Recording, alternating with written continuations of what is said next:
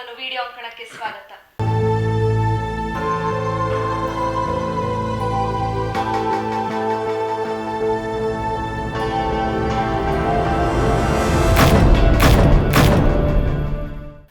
ಈ ವಿಡಿಯೋ ಅಂಕಣದಲ್ಲಿ ಕಾನೂನಿಗೆ ಸಂಬಂಧಪಟ್ಟ ಯಾವುದೇ ಪ್ರಶ್ನೆಗಳಿದ್ರೆ ನಿಮ್ಮ ಡೌಟ್ಸ್ಗಳಿಗೆ ಉತ್ತರಿಸೋ ಪ್ರಯತ್ನ ಮಾಡ್ತೀವಿ. ಉತ್ತರಿಸೋಕೆ ನಮ್ಮೊಂದಿಗೆ ಖ್ಯಾತ ನ್ಯಾಯವಾದಿಯಾದಂತಹ ಎಂ.ಆರ್. ಸತ್ಯನಾರಾಯಣ ಅವರಿದ್ದಾರೆ. ಸರ್, ಕಾರ್ಯಕ್ರಮಕ್ಕೆ ಸ್ವಾಗತ. ಎಚ್.ಕೆ. ಬಸವರಾಜನ್ ಅವರು ಯೂಟ್ಯೂಬ್ ಕಮೆಂಟ್ನಲ್ಲಿ ಒಂದು ಒಳ್ಳೆ ಪ್ರಶ್ನೆ ಕೇಳಿದ್ದಾರೆ. ಬಹುಶಃ ಇದು ಬಹಳ ಜನರ ಪ್ರಶ್ನೆನೂ ಇರಬಹುದು ಸರ್. ಇವರು ಯಾವ ಊರು ಅಂತ ಏನು ಮೆನ್ಷನ್ ಮಾಡಿಲ್ಲ. ಅವರ ಪ್ರಶ್ನೆ ಹೀಗಿದೆ: ಟೆನೆಂಟ್ನಿಂದ ಬಂದ ಆಸ್ತಿಯಲ್ಲಿ ಹೆಣ್ಣು ಮಕ್ಕಳಿಗೆ ಪಾಲು ಸಿಗುತ್ತದೆಯೇ ಇಲ್ಲವೇ ತಿಳಿಸಿ ಸರ್ ಅಂತ ಕೇಳಿದ್ದಾರೆ. ಈ ಪ್ರಶ್ನೆಗೆ ಉತ್ತರ ಹೇಳೋ ಮೊದಲು ಈ ಟೆನೆಂಟ್ ಅಂದ್ರೆ ಏನು ಅಂತ ಸ್ವಲ್ಪ ತಿಳಿಸ್ಕೊಡ್ತೀರಾ ಸರ್? ಮೊಟ್ಟ ಮೊದಲನೇ ಉತ್ತರ ಏನು ಅಂದರೆ, ಹೆಣ್ಣು ಮಕ್ಕಳಿಗೆ ಪಾಲು ಸಿಗುತ್ತೆ. ಬಹಳ ಸಂಕ್ಷಿಪ್ತವಾಗಿ ಮೊದಲನೇ ಪ್ರಶ್ನೆಗೆ ಉತ್ತರ ಕೊಟ್ಬಿಡ್ಬೋದು. ಸಿಗುತ್ತೆ, ಹೆಣ್ಣು ಮಕ್ಕಳಿಗೂ ಕೂಡ ಪಾಲಿದೆ. ಇದರಲ್ಲಿ ನಾನು ಒಂದು ಎಪಿಸೋಡ್ನಲ್ಲಿ ಹೇಳಿದ ಹಾಗೆ, ಹಿಂದೂಗಳಲ್ಲಿ ಇದುವರೆಗೆ 2 ಥರದ ನಾವು ಆಸ್ತಿ ವಿಭಾಗವನ್ನು ನೋಡಿದ್ವಿ. ಮೊಟ್ಟ ಮೊದಲನೇದಾಗಿ ಪಿತ್ರಾರ್ಜಿತವಾದಂಥ ಆಸ್ತಿ, ಇನ್ನೊಂದು ಅಥವಾ ಒಟ್ಟು ಕುಟುಂಬದ ಆಸ್ತಿ ಅಂತಲೂ ಕೂಡ ತಗೊಂಡ್ಬಿಡಿ. ಆ ನಂತರ ಸ್ವಯಾರ್ಜಿತವಾದಂಥ ಆಸ್ತಿ ಅಂತ ಹೇಳಿ 2 ಥರ.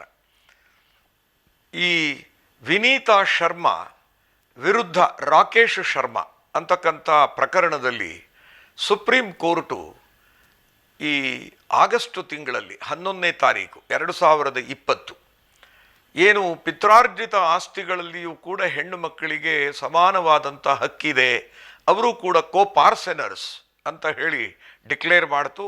ನಾನು ಆ ಬಗ್ಗೆನೂ ಕೂಡ ಕಾಮೆಂಟ್ ಮಾಡಿದ್ದೆ. ಅದು ಬಹಳ ತೃಪ್ತಿಕರವಾದಂಥ ಏನು ಒಂದು ನ್ಯಾಯದಾನ ಆಗಿದೆ ಅಂತ ಭಾವಿಸೋಕ್ಕಾಗಲ್ಲ. ಹೆಣ್ಣು ಮಕ್ಕಳನ್ನು ಅದರಲ್ಲೂ ಕೂಡ ನಾವು ಹೊರಗಿಟ್ಟಿದ್ದೇವೆ, ಒಂದಷ್ಟು ಅಲ್ಲೂ ಒಂದು ಬೇರೆ ಲೈನ್ ಎಳೆದಿದ್ದೇವೆ ಅಂತ. ಆ ರೀತಿ ಈಗ ಪಿತ್ರಾರ್ಜಿತವಾದ ಆಸ್ತಿಗಳು ಮತ್ತು ಸ್ವಯಾರ್ಜಿತವಾದಂಥ ಆಸ್ತಿಗಳು ಅಂತಕ್ಕಂಥ ಈ ಕಲ್ಪನೆ ಏನಿದೆ, ಇದು ಈ ವಿಭಾಗ ಮಾಡುವಂಥ ಕಲ್ಪನೆ ಇದು ಈಗ ಹೋಗ್ತದೆ. ಹಾಗಾಗಿ ಈ ಟೆನೆನ್ಸಿನಲ್ಲಿ ಬಂದಂಥ ಆಸ್ತಿಗಳು ಏನಿದ್ದಾವೆ ಅದು ತಾಯಿಗೂ ಬರ್ಬೋದು. ಇವರು ಅದನ್ನು ಹೇಳ್ತಾ ಇಲ್ಲ ಅಲ್ವಾ? ಪ್ರಶ್ನೆಯಲ್ಲಿ ತಂದೆಗೆ ಬಂದಂಥ ಟೆನೆನ್ಸಿ ಅಂತುಂಟ ಏನಿಲ್ಲ, ಟೆನೆನ್ಸಿಯಲ್ಲಿ ಹಕ್ಕಿದೆಯೇ ಅಂತ ಕೇಳ್ತಾ ಇದ್ದಾರೆ. ಹೆಣ್ಣು ಮಗಳಿಗೂ ಕೂಡ ಟೆನೆನ್ಸಿಯಲ್ಲಿ ಹಕ್ಕುದಾರಿಕೆ ಬಂದಿರ್ಬೋದು, ಅಧಿಭೋಗದಾರಿಕೆ ಅಂತ ಕರಿತೇವೆ, ಆಕ್ಯುಪನ್ಸಿ ರೈಟ್ಸ್. ಈ ಆಕ್ಯುಪನ್ಸಿ ರೈಟ್ಸು ಹೆಣ್ಣು ಮಕ್ಕಳಿಗೆ, ಉದಾಹರಣೆಗೆ ತಾಯಿಗೆ ಬಂದಿದೆ.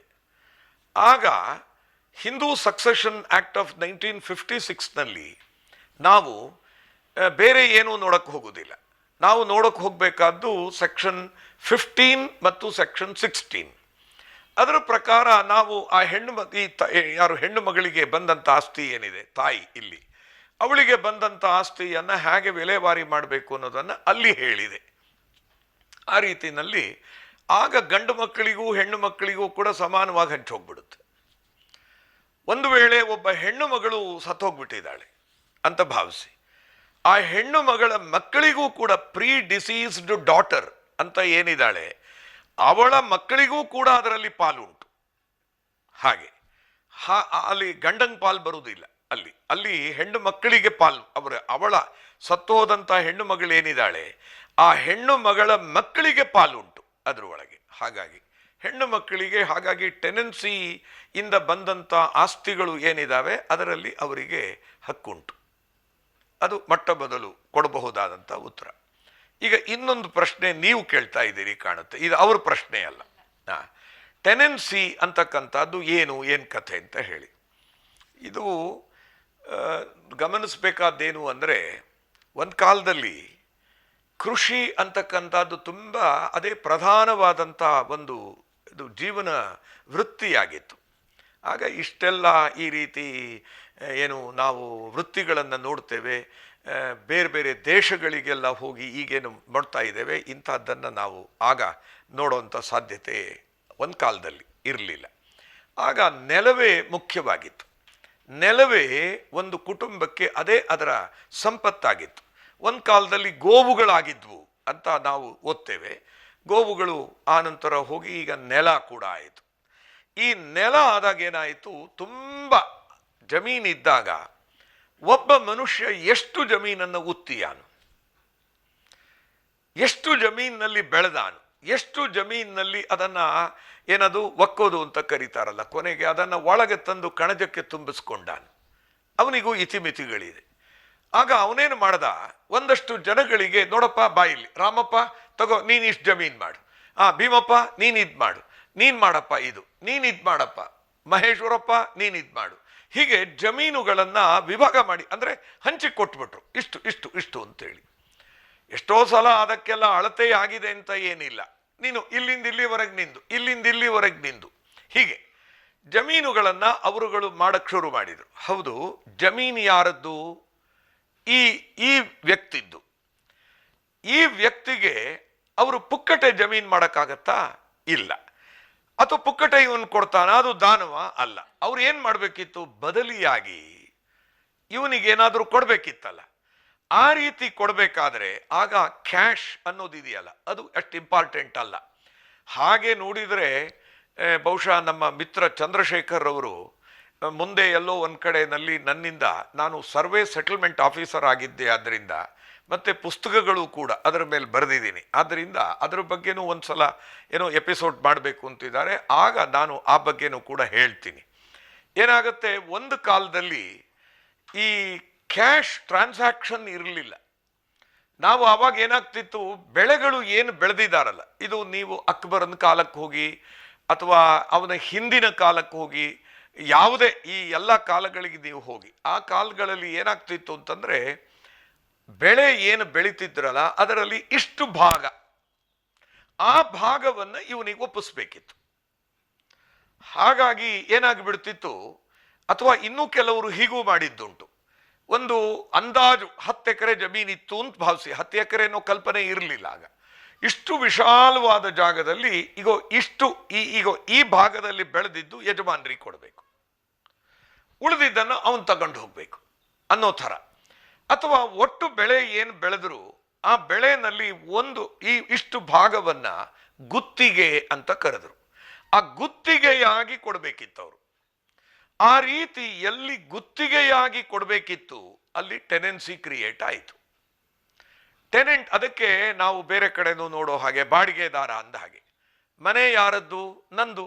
ನಂದಿನಿ ಅಲ್ಲಿ ಇದ್ದಾರೆ, ನನ್ನ ಅನುಮತಿ ಮೇಲೆ ಈ ಮನೆಯೆಲ್ಲ ನೀವು ಉಪಯೋಗಿಸ್ತಿದ್ದೀರಿ, ನನಗೆ ನೀವು ಏನು ಕೊಡ್ತೀರಿ?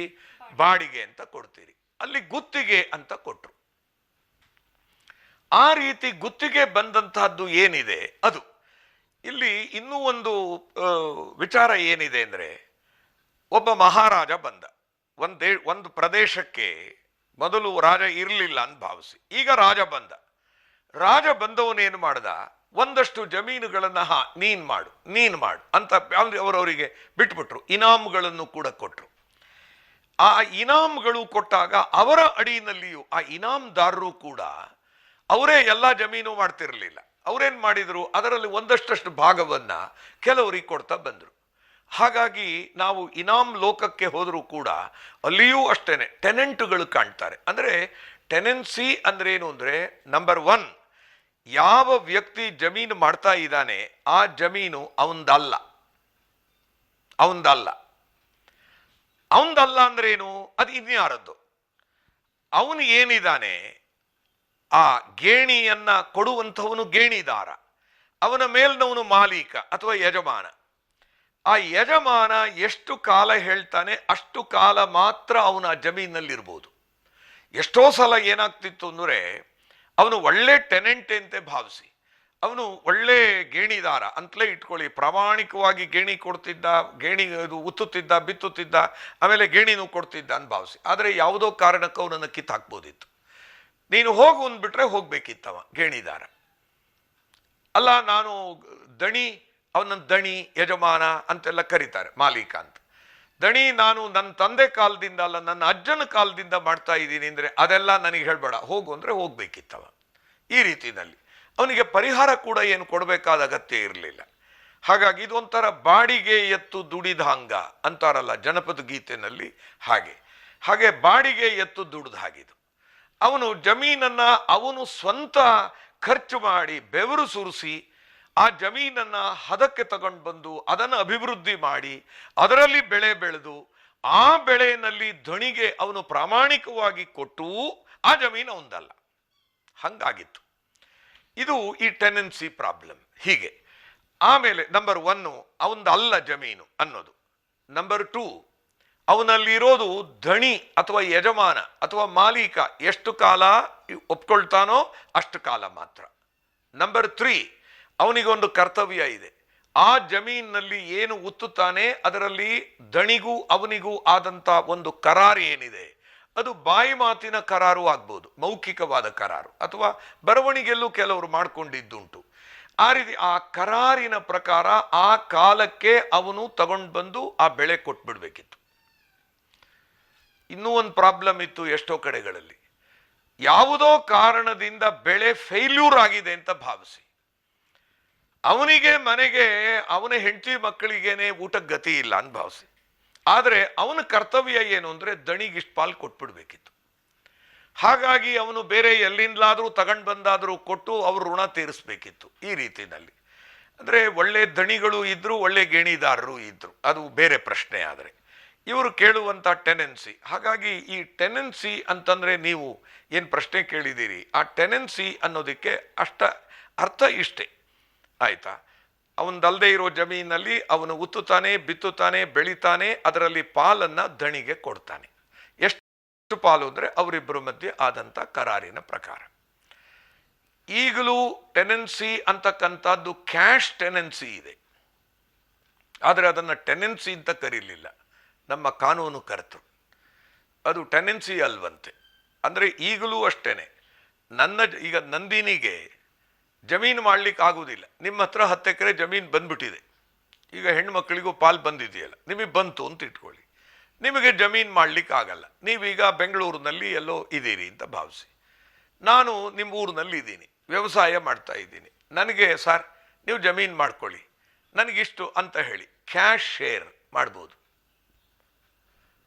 ಆದರೆ ಈಗಲೂ ಅಷ್ಟೇ, ಹಿಂದೆ ಇದ್ದ ಹಾಗೆ ಆ ಲ್ಯಾಂಡ್ ನಂದೋ ಅಲ್ಲ, ನಾನು ಬೆಳಿತಿದ್ದೀನಲ್ಲ, ನೀವು ಎಷ್ಟು ಕಾಲ ಹೇಳ್ತೀರೋ ಅಷ್ಟು ಕಾಲ ಮಾತ್ರ ಬೆಳಿಬೇಕು ಅಲ್ವಾ?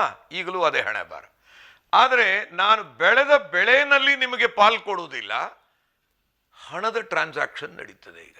ಅದನ್ನು ನಮ್ಮ ಈ 1/3/1974 ಏನೊಂದು ಅಮೆಂಡ್ಮೆಂಟ್ ಬಂತು ಕರ್ನಾಟಕ ಲ್ಯಾಂಡ್ ರಿಫಾರ್ಮ್ಸ್ ಆ್ಯಕ್ಟಿಗೆ, ಅದರಲ್ಲಿ ಇದನ್ನು ಒಪ್ಕೊಂಡ್ರು. ಈ ಸೋಲ್ಜರ್ಗಳು ಉದಾಹರಣೆಗೆ ಇವರೆಲ್ಲ ಕೆಲವರು ಪ್ರಿವಿಲೇಜ್ಡ್ ಟೆನೆನ್ಸಿ ಇದೆ. ಅಂದರೆ ಅವರುಗಳು ದೇವರಣ ಪಾಪ ಅಲ್ಲೆಲ್ಲೋ ಇರ್ತಾರೆ, ಅವ್ರು ಹೆಂಗೆ ಇಲ್ಲಿ ಬಂದು ಉತ್ತುತ್ತಾರೆ, ಚೀನಾದ ಗಡಿಲ್ ಅಲ್ಲೆಲ್ಲೋ ಗಲಾಟೆಯಲ್ಲಿರೋರು ಇಲ್ಲಿ ಜಮೀನನ್ನು ಎಂತ ಮಾಡ್ತಾರೆ, ಅಂಥವರಿಗೆ ಅಂಥವರು ಮಾಡುವಂಥ ಟೆನೆನ್ಸಿ ಇಟ್ ಈಸ್ ಓಕೆ. ಉದಾಹರಣೆಗೆ ಆ ರೀತಿ ಕೆಲವರಿಗೆ ಆ ಪ್ರಿವಿಲೇಜ್ ಕೊಟ್ಟಿದೆ. ಅದು ಬಿಟ್ಟರೆ ಈಗ ಟೆನೆನ್ಸಿ ಇಲ್ಲ. ಈ ಟೆನೆನ್ಸಿ ರದ್ದಾದ್ಮೇಲೆ ಏನು ಈ ಹಕ್ಕುಗಳನ್ನು ಕೊಡ್ತಾ ಬಂತಲ್ಲ, ಅಧಿಭೋಗದಾರಿಕೆ ಅಥವಾ ಆಕ್ಯುಪೆನ್ಸಿ ರೈಟ್ಸ್, ಅದು ಪಿತ್ರಾರ್ಜಿತವಾದ್ದೂ ಆಗಿರಬಹುದು, ಸ್ವಯಾರ್ಜಿತವೂ ಆಗಿರಬಹುದು, ಯಾವುದೇ ಆಗಿರಲಿ ಹೆಣ್ಣು ಮಕ್ಕಳಿಗೆ ಪಾಲಿದೆ. ಬಹುಶಃ ಇಷ್ಟು ಸಾಕು ಅಂತ ಕಾಣ್ತದೆ. ಬಹುಶಃ ಬಸವರಾಜ್ ಅವರಿಗೆ ಅವ್ರು ಕೇಳಿದ ಪ್ರಶ್ನೆಗೆ ಉತ್ತರ ಸಿಕ್ಕಿದೆ ಅಂತ ನಾನು ಭಾವಿಸ್ತೇನೆ. ಇನ್ನೊಂದು, ನೀವು ಒಂದು ಪ್ರಶ್ನೆ ಎತ್ತಿದ್ರಿ ಟೆನೆನ್ಸಿ ಅಂತ, ಅದಕ್ಕೆ ಸಂಕ್ಷಿಪ್ತವಾಗಿ ಹೇಳಿದ್ದೇನೆ. ತುಂಬ ವಿಚಾರಗಳಿದೆ ಅದರಲ್ಲಿ. ಬರೀ ಈ ದೇಶದಲ್ಲಿ ಮಾತ್ರ ಅಲ್ಲ, ಅದು ಬೇರೆ ದೇಶಗಳಲ್ಲೂ ಕೂಡ ಈ ಫ್ಯೂಡಲಿಸಮ್ ಅಂತ ಕರಿತೇವೆ. ಆ ಫ್ಯೂಡ್ಸ್ ಅಂತ, ಆ ಫ್ಯೂಡಲಿಸಮ್ನಲ್ಲಿ ಫ್ಯೂಡಲ್ಸ್ ಅಂತ ಬರ್ತಾರಲ್ಲ, ಆ ಫ್ಯೂಡ್ ಅಥವಾ ಫ್ಯೂಡಲಿಸಮ್ ಇವುಗಳಲ್ಲೆಲ್ಲ ಇದೇ ಥರದ ಪ್ರಶ್ನೆ. ಸರ್ಫ್ಸ್ ಅಂತ ಬರ್ತಾರೆ ಉದಾಹರಣೆಗೆ, ಅಲ್ಲಿಯೂ ಅಷ್ಟೇ ಶ್ರೀಮಂತರುಗಳು ಇದೇ ಥರ ಜಮೀನುಗಳನ್ನು ಮಾಡಲಿಕ್ಕೆ ಬಿಟ್ಕೊಂಡು ಹೋಗಿದ್ದು ಉಂಟು. ಆಯಿತಾ? ಇಷ್ಟು ಬಹುಶಃ ಸಾಕು ಅಂತ ಕಾಣಿಸ್ತದೆ. ಬಸವರಾಜ್ ಅವರೇ, ನಿಮ್ಮ ಪ್ರಶ್ನೆಗೆ ಉತ್ತರ ಸಿಕ್ಕಿದೆ ಅಂತ ಹೇಳಿ ಭಾವಿಸ್ತೀವಿ. ಇದೇ ರೀತಿ ಕಾನೂನಿಗೆ ಸಂಬಂಧಪಟ್ಟಂತಹ ಯಾವುದೇ ರೀತಿಯಾದಂತಹ ಪ್ರಶ್ನೆಗಳಿದ್ರೆ, ಡೌಟ್ಸ್ಗಳಿದ್ರೆ ನಮ್ಮ ಕಮೆಂಟ್ ಬಾಕ್ಸ್ನಲ್ಲಿ ಕಮೆಂಟ್ ಮಾಡಿ ಅಥವಾ ವಾಟ್ಸ್ಆ್ಯಪ್ ಮೂಲಕ ಮೆಸೇಜ್ ಕಳಿಸಿ ನಿಮ್ಮ ಪ್ರಶ್ನೆಗಳಿಗೆ ಉತ್ತರಿಸೋ ಪ್ರಯತ್ನ ಮಾಡ್ತೀವಿ. ಇದು ಕನ್ನಡ ಮೀಡಿಯಂ ನ್ಯೂಸ್, ಸಂಭವಿಸುವ ಸಮಸ್ತರ ನಡುವೆ.